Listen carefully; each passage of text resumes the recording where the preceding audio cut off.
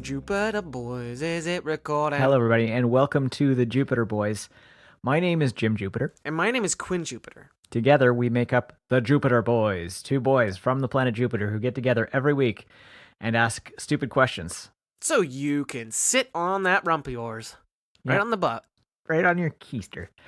We flip a coin of truth to decide who goes first in the topic-a-thon. By the way, we're all about brevity on this podcast. You can guarantee pretty much that this podcast is going to be under 30 minutes every time. Yep. Unless we have to pause it. Sometimes we have to pause it.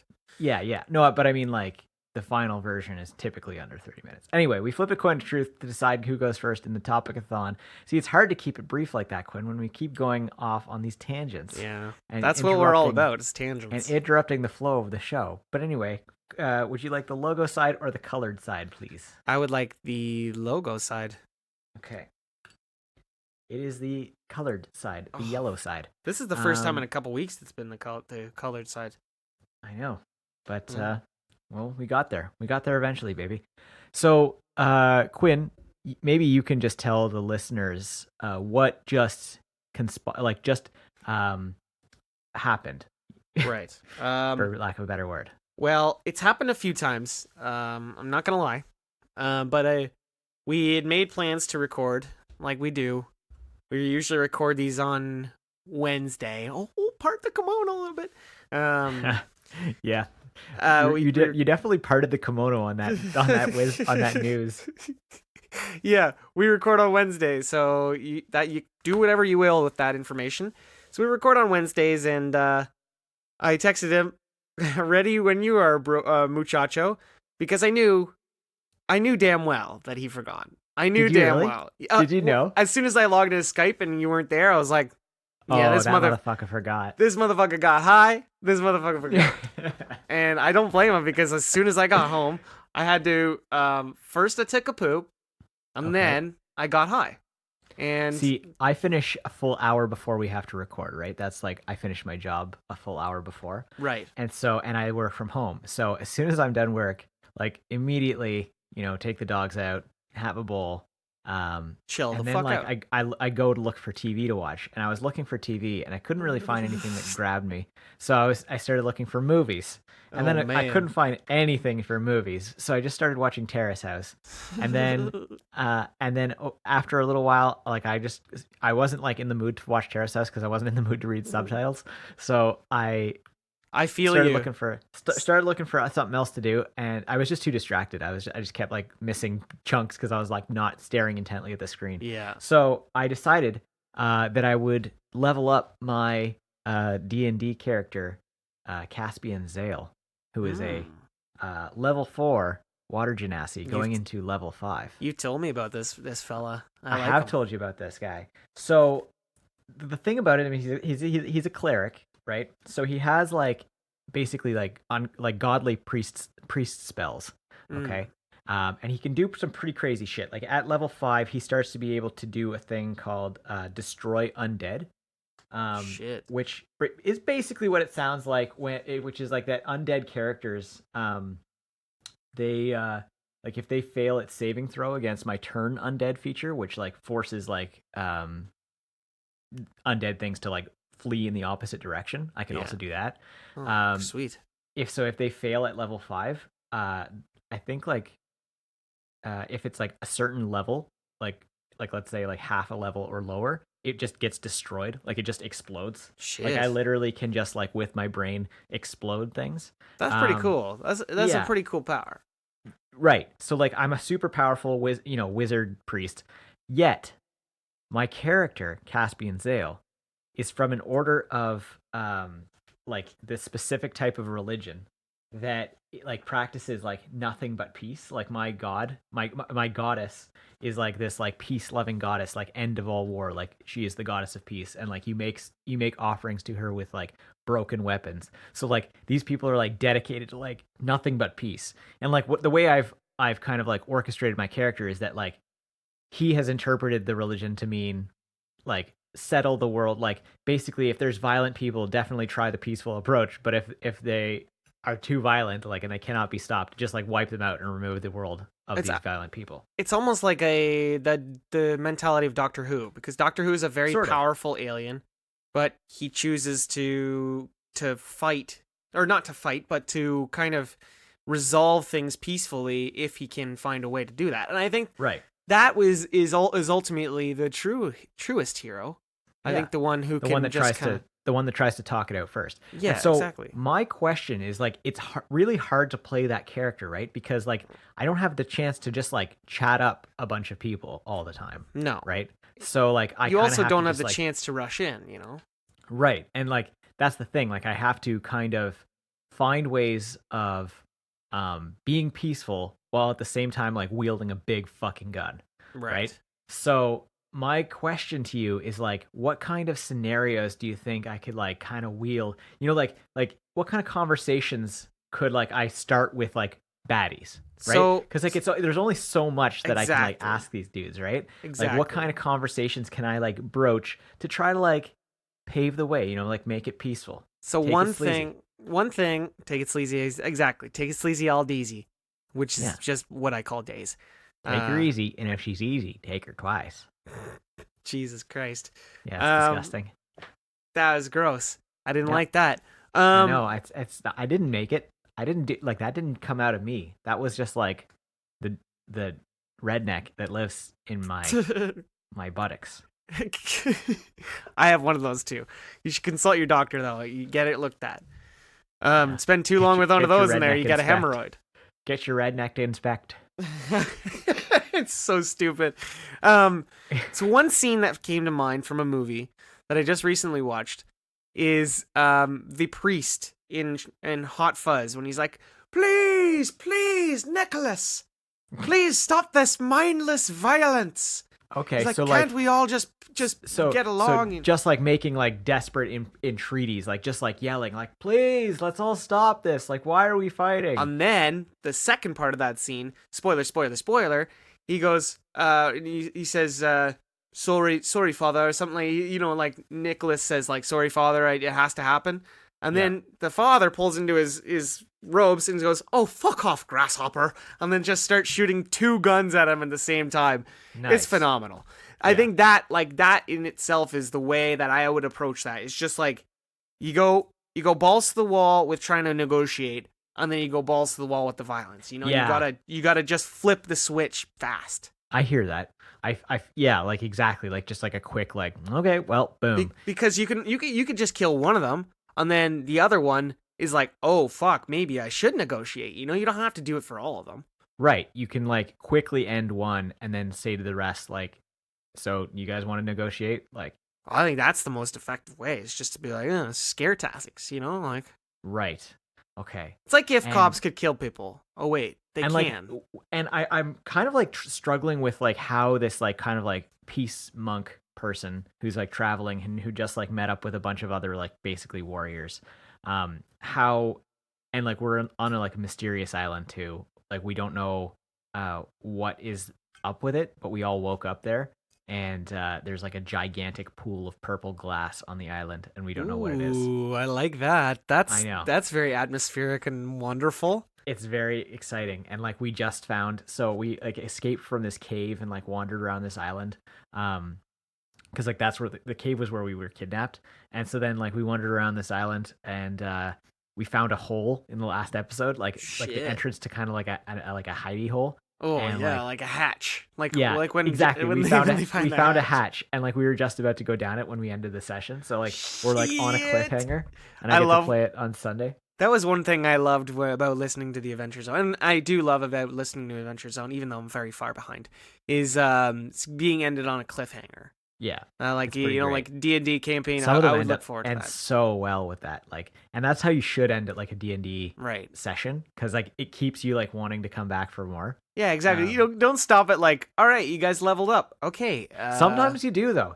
Like especially after a really really big one, like a really huge battle, you just have to take a break and be like, okay, well we all leveled up like fucking crazy because we just did like an insane thing. Like this one time we fought a like basically a genie. Shit. Yeah, and it was like very bad. Like it was just like, oh shit, we picked a fight with the very wrong person. Man, I want to join a D&D group. Fuck, man, you should. It's so fun. But yeah, like so I'm having trouble playing, and this is just like really this is just cleric, collaboration, cleric creation, because like I'm really having trouble struggling with the idea of like this peace loving monk. Like, what is he gonna say to these guys? Like, I don't even like I haven't even really had any dialogue with them because I'm just like I'm just this very peaceful man just wandering around with you guys, So and the dialogue... thing is, like, I'm not that peaceful. They've seen me No. kill some bad guys now, and like I haven't even had a chance to like explain like, oh, I'm actually all about peace, yo. I think I think it should be like, I don't know, like it's very hard to picture the voice of something like that, because it'd be like that scene in The Little Rascals. I kind of want to play him sort of like raspy voiced like this, not surfer bro, but just on the edge of surfer bro, Just a little bit, just a little bit, tiniest raspy. bit surfer bro, Like because he's like Alec Baldwin. Yeah, Lemon. Yeah, a lot like Alec Baldwin. A lot like Alec Baldwin. Lemon. A lot like Michael Keaton as Batman. That's the end of the topic. So I'm glad we got through that. Where are the trucks going? Oh, the K. Christian Bale Batman. The sound. You've got don't to tell me. leave. Like the waveform on that one must have been fucking ridiculous. It was out of control. Oh my god. It was buck nasty, boy. Okay, well, I don't have any weed to smoke for the mid-show smoke break. So do you want to do it? Oh shit! Yeah, I already got it fucking loaded up, bud. Nice. Let's fucking hit it, tick it, do it, smoke it. Hit it till you quit it. Fun fact about Quinn: his testicles are in his nostrils.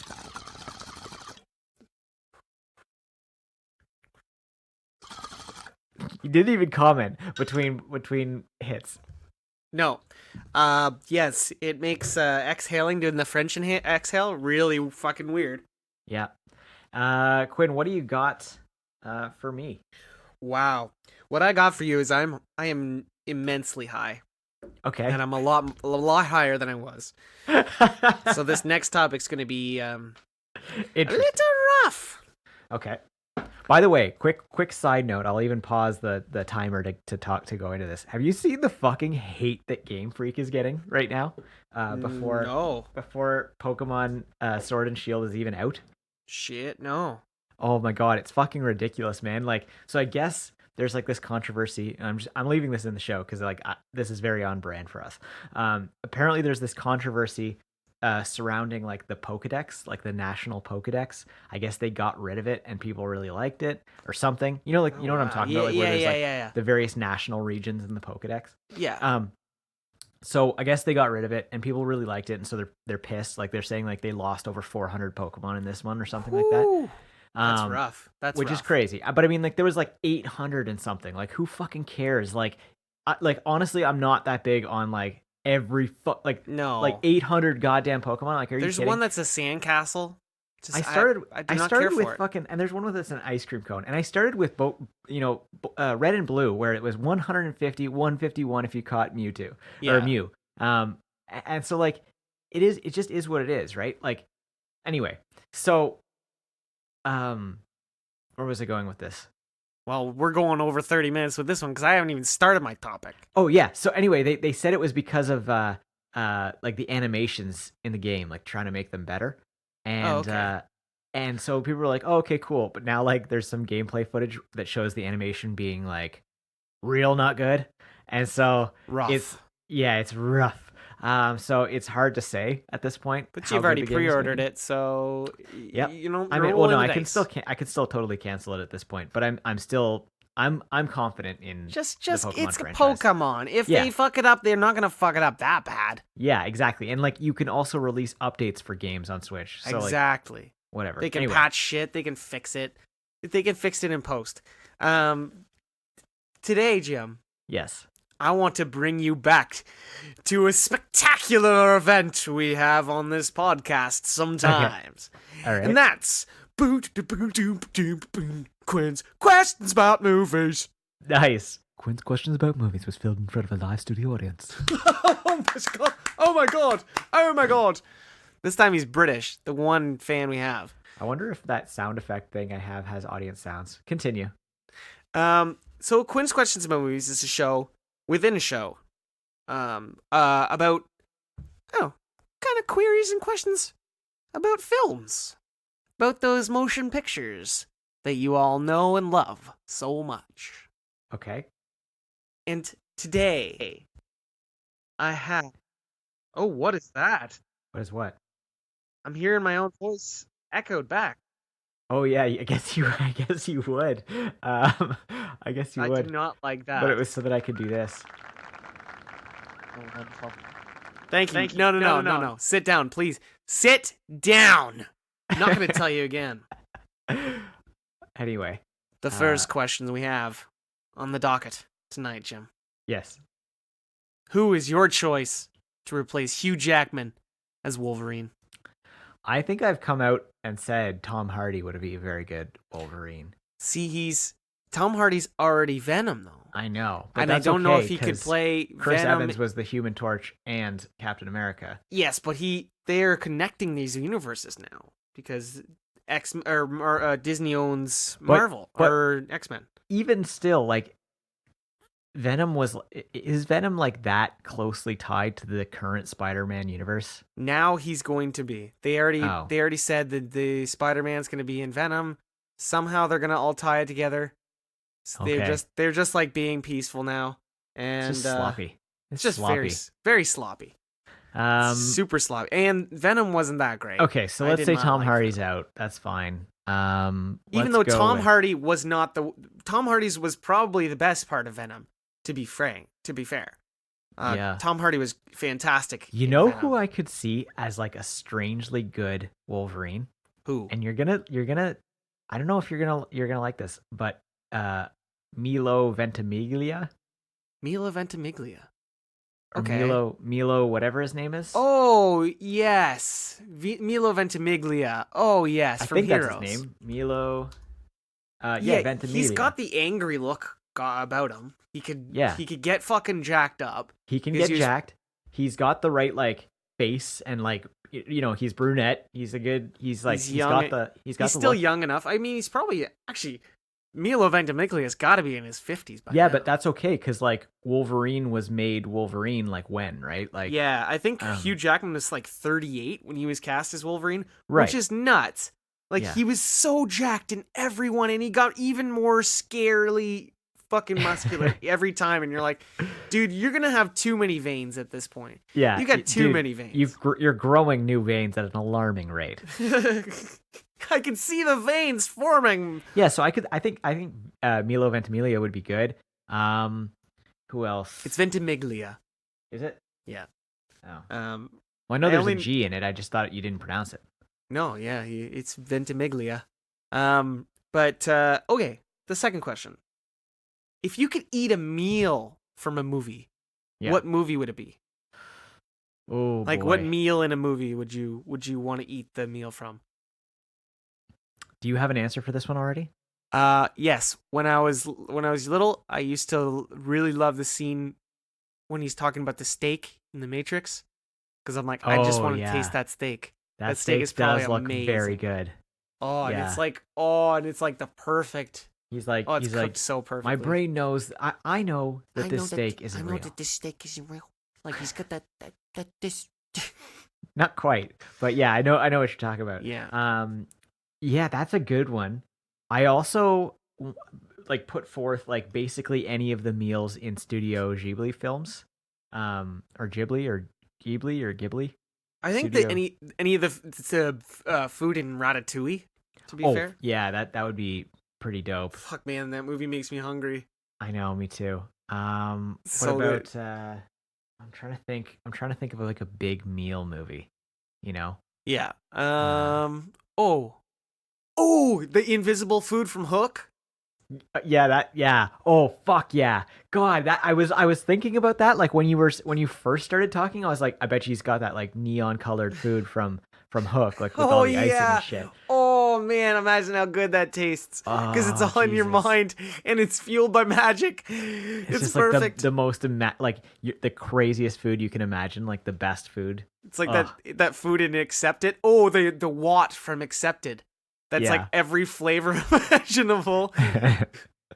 It's an explosion of flavor.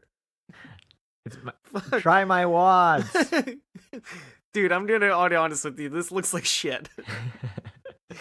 Okay, next question, Jim. Mhm. In the movie version of our podcast, Yeah. who directs the movie, and Okay. who plays us? I'm gonna say for directing the movie, I could see You got Farrelly brothers. I could see. Well, yeah, because they can go blue. They can definitely go they blue. can go real. They did Dumb and Dumber, man. Yeah. Like that is like pretty much as blue as you can get. It's a very dark movie. They who else? Ooh, maybe Judd Apatow. Yeah, I could see that. Too sad. It would be too and sad. way too fucking long. Way too long. Fuck, There's like it's like God. This movie's about a 21-minute fucking podcast. How the fuck is this movie still going? And it like there's a full scene of us just watching an episode of The Office. Like a full 28-minute or 22-minute long episode of The Office. And like we're just like eating like some Jolly Ranchers or something. like we're mostly quiet, but like we quote some lines. Fuck. It would be unwatchable. But like trash. Who plays us, by the way? I could see for you, yeah. Robert Pattinson. Oh God. Like it would be so serious. Like that's such a serious. Like I don't know if Robert Pattinson could get on my level. He might be able to get goofy. You never know. He's a good actor. He's a really good actor. See, for you, I would. Yeah, I mean, for you, it's obvious it's going to be like a Jay Baruchel. Jay Baruchel. Yeah, like it's probably Jay Baruchel. Jesus Murphy. Yeah. Or who else could play you? I mean, if Tony Hale was like 20 years younger. Oh my God, that's so accurate. Right? Holy shit. Or maybe even fucking the other Tobias Funke there. Oh yeah, David Cross. Yeah, David Cross. Yeah, David Cross could do it. Although he's got like either of those guys. He's got like really brown eyes. I don't really have brown eyes. True. Can you imagine him with like digitally altered eyes? Like they're just like they make Tobias Funke's eyes God, lighter. It'd be horrifying. It would. What movie do you love that everyone else thinks is absolute trash? Well, apparently, like I really liked Passengers. Passengers? Oh yeah. Because like a lot of people panned that, but like I enjoyed it quite a bit. I thought it was a very enjoyable and there were some troubling themes in it. Yeah, but I mean like they addressed the themes. Like they didn't just do it for the theme's sake. Like, you know. No. I mean it was like problematic for sure. Yeah. But like they acknowledged the problem Yeah. Exactly. Like there was like a whole big thing about how problematic it was. Like, and I thought like the chemistry between them was pretty good. Oh, it was very good. Yeah, it was very good because they're both so happy-go-lucky. Yeah. Fucking like Chris Pratt and Jennifer Lawrence. Are you fucking kidding me? That's like the two most happy-go-lucky people in the goddamn universe. It's a match made in heaven. It's perfect. It should happen in real life. I think one for me. Oh, it's probably Batman versus Superman. I actually like that movie. I actually like it. Sorry, man. The ultimate, the Zack Snyder, like the ultimate cut, makes a lot more sense. So it's more coherent as a movie. I didn't think it did make sense. It was just a dog shit movie. Yeah, that's fair. I couldn't even fucking watch Justice League, dog. That movie was so fucking dog shit. It's so trash. Holy so shit, trash. Man. I tried 3 separate times to watch Justice League, man. It's so fucking bad. And is like that the movie where Henry Cavill's mustache is digitally altered off? Yes, it is. At the very beginning. It pissed me off so much. At the very beginning, right? Yeah, and then there's like this scene where like they like zoom in on like they have him like holding the Flash by the neck, and like they like zoom in on his face. And that's the end of the topic. It's terrible. It's trash. Oh God. Release the Snyder cut with Henry Cavill in his full mustache mode. Do you really think that the Snyder cut's gonna make a difference? No. Probably not, because there's probably going to be a couple extra scenes that make the movie as a whole feel better, like the Snyder cut of fucking Batman versus Superman. I've been hearing that as like kind of a chorus. It's just like, oh, the Snyder cut's probably better. I'm not sure. I don't think that. so. I think probably Zack Snyder has made some absolute fucking dog shit piles of movies. Yeah, I agree. And that's the end of that topic and the end of this podcast and the yeah, end. we're really of your rolling over misery. here. Yeah. Thank you everybody for listening to another conversation I had with my brother that we recorded. You can like, rate, review, subscribe wherever podcasts are to be found and reviewed and liked and rated. Thank you to Christo Graham for the use of our theme music. Christo Graham can probably be rated 2. Oh, absolutely. I give him a 10. I don't think I would give him. Out of 4. 11. Oh shit! Anyway, that's a big jump. And so you can also go to thejupiterboys.com and see old episodes there and buy our merch there. I'm working on making that better and making it a place where it's just like one big thing. So look out for that. And we're on the Wadolphin Shark Network with our boys Durf and Dietz. That's a podcast. It comes out of Newfoundland or Labrador, Eastern Canada, whatever it is. And you should go listen to them. And then you should shoot those nuts straight down your gullets. It's pretty good. Wadolphin Shark.